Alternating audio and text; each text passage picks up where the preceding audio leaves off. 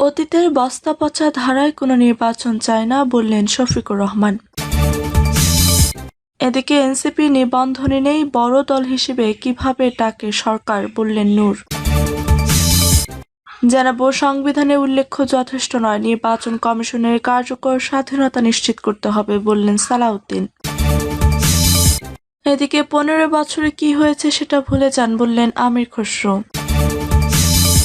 এবং সর্বশেষ জানাবো, আগামীতে এনসিপি নেতৃত্বে সরকার গঠন হবে বললেন নাসিরউদ্দিন পাটোয়ারি।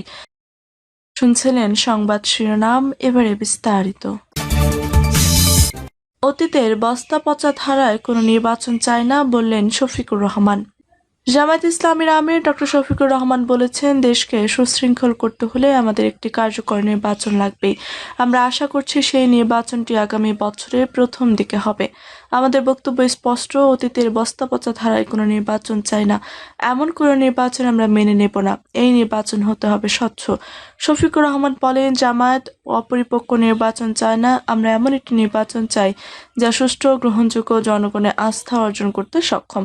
দেশের রাজনৈতিক ও প্রশাসনিক পরিস্থিতির সমালোচনা করে জামায়াতের আমির বলেন, চারিত্রিক সম্পদের অভাবে দেশকে সুন্দরভাবে গড়ে তোলা সম্ভব হয়নি। দেশে দুর্নীতির বহু রূপ রয়েছে, তবে সবচেয়ে ভয়াবহ হচ্ছে বুদ্ধিভিত্তিক দুর্নীতি। এই কারণেই দেশ তার প্রত্যাশিত লক্ষ্যে পৌঁছাতে পারছে না। স্থানীয় সরকার নির্বাচন নিয়ে তিনি বলেন, জামায়াত কেবল জনগণের দুর্ভোগ কমানোর লক্ষ্যেই স্থানীয় নির্বাচনের দাবি তুলেছিল। শফিকুর রহমান বলেন, মানবিক, দুর্নীতিমুক্ত ও ইনসাফ ভিত্তিক একটি রাষ্ট্র ব্যবস্থা প্রতিষ্ঠার লক্ষ্যে জামায়াত প্রস্তুত। স্বপ্নের বাংলাদেশ করতে জনগণকে জামায়াতের পাশে দাঁড়াতে হবে। এনসিপির নিবন্ধনে নেই, বড় দল হিসেবে কিভাবে ডাকে সরকার বললেন নূর। অন্তর্বর্তীকালীন সরকারের প্রতি বৈষম্যমূলক আচরণ এবং পক্ষপাতে অভিযোগ এনেছে গণ অধিকার পরিষদের সভাপতি নুরুল হক নূর। তিনি বলেছেন, গণঅভ্যুত্থানের পরে বিপুল জনপ্রিয়, জনসমর্থিত সরকার যদি কোনো নির্দিষ্ট দলের প্রতি হেলে যায়, তাহলে তাদের প্রতি জনগণের সমর্থনও সরে যাবে, যার ফলে আগামীতে কিন্তু প্রশ্ন তৈরি হতে পারে, এই সরকারের অধীনে একটি সুষ্ঠু নির্বাচন হবে কিনা। সেটা আজকের বৈঠকে আমরা সরকারকে মনে করিয়ে দিয়েছি। তিনি বলেন, বিএনপি রাষ্ট্র ক্ষমতায় ছিল, এখনও রাজনৈতিক মাঠে তাদের একটা শক্ত অবস্থান আছে। বিএনপির মতো একটি বড় দলের সঙ্গে সরকার আলাপ করতেই পারে, খুব স্বাভাবিক, কিন্তু 4টা দলকে কোনো ক্রাইটেরিয়ায় বড় দল হিসেবে সিলেক্ট করলো সরকার। গণমাধ্যমের সামনে সেই প্রশ্নও রাখেন নূর বলেন, গতকাল রাতে বৈঠকে ডাকা 4টি দলের মধ্যে তো একটি দলে নিবন্ধন নেই, সদ্য গঠিত হয়েছে। এই অভিযোগটা আজকে 13 দলীয় বৈঠকের সব দলের নেতৃবৃন্দ উত্থাপন করেছে। বৈঠকের রাজনৈতিক দলগুলোর পক্ষ থেকে বলা হয়েছে, অন্তর্বর্তীকালীন সরকারের কর্মকাণ্ড ভূমিকায় দেখা যাচ্ছে যে সরকার এনসিপির প্রতি একটু পক্ষপাতদুষ্ট ভূমিকা পালন করছে। এরকম একটা গণ অভ্যুত্থানের পরে বিপুল জনপ্রিয়, জনসমর্থিত সরকার যদি কোনো দিকে হেলে যায়, তাহলে তাদের প্রতি জনগণের সমর্থন সরে যাবে। এর ফলে আগামীতে কিন্তু প্রশ্ন তৈরি হতে পারে, এই সরকারের অধীনে একটি সুষ্ঠু নির্বাচন হবে কিনা। সেটা আজকের বৈঠকে আমরা সরকারকে মনে করিয়ে দিয়েছি। আইন শৃঙ্খলা পরিস্থিতির প্রসঙ্গে তিনি বলেন, চট্টগ্রামে যে আইনজীবী হত্যার ঘটনা ঘটল চিন্ময় দাসকে গ্রেফতারের পর, যদিও সাধারণ নাগরিকের মতো আমরা আজ করেছি আগের রাতেই, তেমনিভাবে গোপালগঞ্জে এমন কিছু ঘটবে তা আমরা আজ করতে পেরেছিলাম। যদি সরকার, আইন শৃঙ্খলা বাহিনী বা গোয়েন্দা বাহিনী তা আজ করতে না পারে, তাহলে তারা ব্যর্থ, না হলে তাদের সরকারের সঙ্গে সমন্বয় হচ্ছে না। ভবিষ্যতের জন্য সরকার এ ধরনের পরিস্থিতিতে সতর্ক থাকে। গণ অধিকার পরিষদের সভাপতি বলেন, পতিত স্বৈরাচারী শক্তি বিভিন্ন ইস্যুতে গড়ে ওঠা আন্দোলনের পৃষ্ঠপোষকতা করে বিভিন্ন ধরনের নাশকতা ও বিশৃঙ্খলা করতে পারে। সে বিষয়ে আমরা সরকারের দৃষ্টি আকর্ষণ করেছি। জাতীয় ঐক্যমত কমিশনের সিদ্ধান্তের প্রসঙ্গে নূর বলেন, জাতীয় ঐক্যমত কমিশন অনেক বিষয়ে 2-1টি দল কি বলছে সেটার উপর ভিত্তি করে একটি কনক্লুশন পৌঁছে যাচ্ছে বা সিদ্ধান্ত পরিবর্তন করার লাইনে চলে যাচ্ছে। সংস্কার কমিশন বা সরকার যেন বৃহত্তর জন আকাঙ্ক্ষাকে পাশ কাটিয়ে কোনো রাজনৈতিক দলের প্রতি বায়াসড হয়ে বা চাপে পড়ে ধরে সিদ্ধান্তে না পৌঁছায়, সেটি আজকের বৈঠকে স্মরণ করিয়ে দেওয়া হয়েছে। নুরুল হক বলেন, গণঅভ্যুত্থান পরবর্তী পরিস্থিতিতে আমাদের যে প্রত্যাশা ছিল, এখানে আমরা বড় ধরনের একটা ধাক্কা খেয়েছি। সরকারের জনপ্রিয়তাও কিছু কিছু ক্ষেত্রে হ্রাস পেয়েছে, সেটা সরকারও বুঝে। তিনি বলেন, স্থানীয় সরকার পর্যায়ে জনপ্রতিনিধি না থাকায় একটা ব্যাপক বিশৃঙ্খলা হচ্ছে।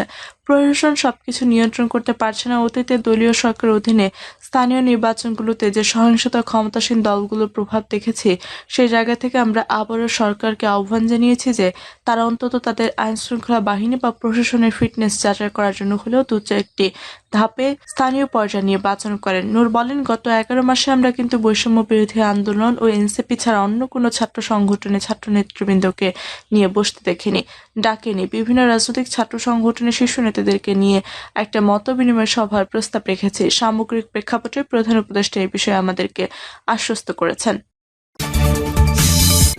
সংবিধানে উল্লেখ্য যথেষ্ট নয়, নির্বাচন কমিশনের কার্যকর স্বাধীনতা নিশ্চিত করতে হবে বললেন সালাউদ্দিন।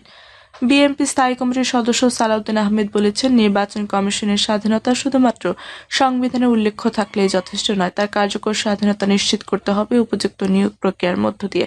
সালাউদ্দিন আহমেদ বলেন, আমরা অতীতে বলে এসেছি যে প্রতিটি সাংবিধানিক এবং সংবিধিবদ্ধ প্রতিষ্ঠানের জন্য সংবিধানে আলাদা করে নিয়োগ প্রক্রিয়া না এনে সংশ্লিষ্ট আইনের মাধ্যমে যেসব প্রতিষ্ঠানের স্বচ্ছতা, জবাবদিহিতা ও আচরণবিধি নিশ্চিত করতে হবে, তবে নির্বাচন কমিশনের বিষয়টি সংবিধানে আলাদা করে উল্লেখ করা যায়। এই ক্ষেত্রে আমরা একমত। সালাউদ্দিন আহমেদ জানান, সংলাপে সব পক্ষের আলোচনার ভিত্তিতে নির্বাচন কমিশন গঠনে একটি 5 সদস্য বিশিষ্ট সিলেকশন কমিটি গঠনের প্রস্তাব চূড়ান্ত রূপ পেয়েছে।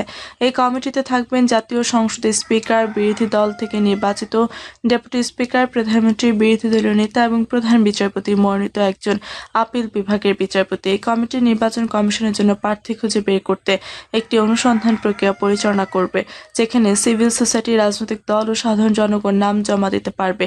সংসদে একটি আইন প্রণয়ন করে এই অনুসন্ধান বা সার্চ কমিটি কাঠামো নির্ধারণ করার প্রস্তাব দিয়েছেন তিনি। সালাউদ্দিন আহমেদ বলেন, এই সার্চ কমিটি জীবন বৃত্তান্ত যাচাই বাছাই করে একটি সংক্ষিপ্ত তালিকা প্রস্তুত করবে এবং সেটি সিলেকশন কমিটির কাছে পাঠাবে। কমিটি চাইলে এই তালিকা থেকে অথবা নিজেরা আরও প্রার্থী বিবেচনায় নিয়ে সর্বসম্মতিক্রমে কমিশনারদের নাম রাষ্ট্রপতির কাছে সুপারিশ করবে। তিনি উল্লেখ করেন, কমিশন গঠনের আগে যে প্রস্তাবে প্রতিটি পদের জন্য 2টি করে নাম সুপারিশ করার কথা ছিল, বর্তমান প্রস্তাবে সেটি বাদ দেওয়া হয়েছে। এখন প্রতিটি পদের জন্য একটি করে নাম রাষ্ট্রপতির কাছে যাবে। নিয়োগের মেয়াদ হবে 5 বছর। এছাড়া সংবিধানে 118 অনুচ্ছেদের উপধারা একটি নতুন সংযোজনের প্রস্তাব দিয়ে তিনি বলেন, সংসদ নির্বাচন কমিশনের সদস্যদের জবাবদিহিতা নিশ্চিত করতে আইন প্রণয়ন করবে এবং তাদের জন্য আচরণবিধি নির্ধারণ করবে। তিনি বলেন, আমরা এমন একটি নির্বাচন কমিশন চাই যারা কার্যত স্বাধীনভাবে দায়িত্ব পালন করতে পারবে। তাই তাদের নিয়োগ প্রক্রিয়া থেকে শুরু করে কার্যক্রম পর্যন্ত সবখানে স্বচ্ছতা ও জবাবদিহিতা থাকতে হবে। অতীতে আমরা দেখেছি একাধিকবার নির্বাচন কমিশন গঠন হয়েছে, কিন্তু কার্যত তারা স্বাধীনভাবে কাজ করতে পারেনি। তত্ত্বাবধায়ক সরকারের প্রেক্ষাপট তুলে ধরে সালাউদ্দিন আহমেদ বলেন, আমাদের আন্দোলনের মূল লক্ষ্য ছিল নিরপেক্ষ সরকারের অধীনে নির্বাচন। জাতি আজ ঐক্যবদ্ধভাবে সে সিদ্ধান্তে পৌঁছেছে। এখন শুধু আইনগত প্রক্রিয়া সম্পন্ন হওয়া বাকি। আমরা ধরে নিচ্ছি পরবর্তী নির্বাচন নিরপেক্ষ সরকারের অধীনে হবে।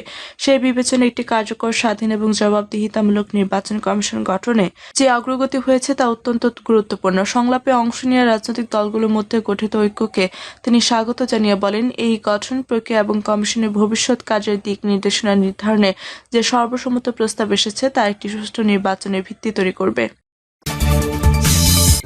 15 বছরে কি হয়েছে সেটা ভুলে যান, বললেন আমির খসরু। ব্যবসায়ীরা এগিয়ে আসুন, কাজ করুন, গত 15 বছরে কি হয়েছে সেটা ভুলে যান বলে মন্তব্য করেছেন বিএনপির স্থায়ী কমিটির সদস্য আমির খসরু মাহমুদ চৌধুরী। তিনি বলেন, 13% ইন্টারেস্ট দিয়ে কোনো ব্যবসা করা সম্ভব নয়। আমাদের সময় 6% ইন্টারেস্ট ছিল। বিএনপি সরকারের আমলে শেয়ার বাজার ও ব্যাংক লুটপাট হয়নি। তিনি বলেন, সরকারের কাজ হচ্ছে ব্যবসা বাণিজ্য বিনিয়োগের মাধ্যমে অর্থনীতিকে ফ্যাসিলিটেট করায়, অর্থাৎ সহযোগিতার মাধ্যমে জনগণের কাছে নিয়ে যাওয়া। কিন্তু বিগত দিনে জনগণের কাছ থেকে কেড়ে নিয়ে কিছু লুটেরাদের হাতে অর্থনীতি তুলে দেওয়া হয়েছিল। এই লুটেরারা ব্যাংক লুট করেছে, শেয়ার বাজার লুট করেছে, বিদেশে অর্থ পাচার করেছে, বাংলাদেশের যত মেগা প্রজেক্ট সেগুলোর মাধ্যমে লুট করা হয়েছে। প্রিয় দর্শক, এই ছিল এখনকার মতো সর্বশেষ সংবাদ। আর বিষয় সংবাদ পেতে চ্যানেলটি সাবস্ক্রাইব করে পাশে থাকা বেল বাটনটি ক্লিক করে রাখুন। ধন্যবাদ সবাইকে এতক্ষণ সাথে থাকার জন্য।